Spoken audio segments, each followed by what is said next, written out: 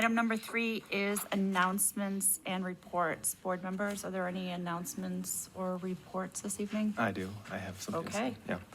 More of a comment. So, after our last meeting on July 8th, I received, significant resident feedback related to the decision to revise our development agreement for 409 South Street with Criterion.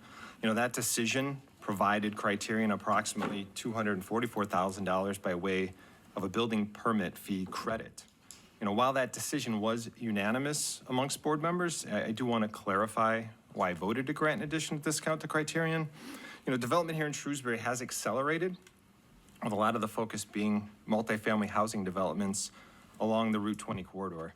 Much of our commercially zoned land has been lost to residential projects through developer use of Chapter 40B, which allows developer to override underlying zoning for affordable housing developments. This accelerated development and use of 40B has been extremely frustrating for Shrewsbury residents. However, 40B developments can be stopped.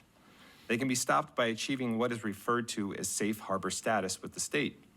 Once safe harbor status is achieved, the Zoning Board of Appeals can deny new 40B projects.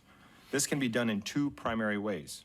First, you meet the state's affordable housing requirement. The state's requirement is that 10% of the total number of housing units in a community need to be affordable. When a community reaches the 10% affordable threshold, it enters permanent safe harbor. Permanent in the sense that it will last until at least the next census data is available, which will be around 2032. To achieve safe harbor at current housing levels, Shrewsbury needs to have 1,489 affordable housing units. Currently, we have 1,010, which includes the recently opened Elmwood at the corner of Stony Hill and Route 20. Before my time on the Select Board, the decision was made to place Shrewsbury's MBTA 3A zoning overlay on top of 2 proposed 40B projects, the Pulte project on Green Street and the Criterion project on South Street. As proposed 40B projects, these 2 developments were projected to bring 496 units to Shrewsbury, 271 of which would have contributed to our total affordable housing units. However, once the February referendum vote failed and the MBTA zone was adopted, Pulte decided to change from 40B to MBTA 3A zoning, eliminating 52 affordable housing units.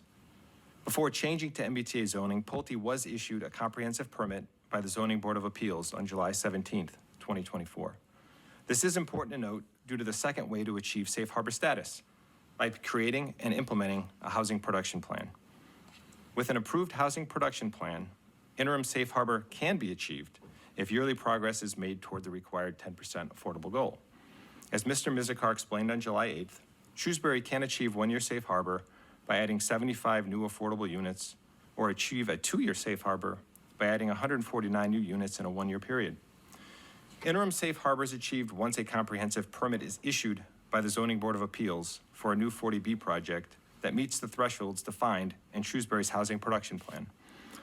When Pulte was issued a comprehensive permit last July, Shrewsbury should have applied for interim safe harbor, providing the Zoning Board of Appeals the ability to deny 40B projects for a 1-year period.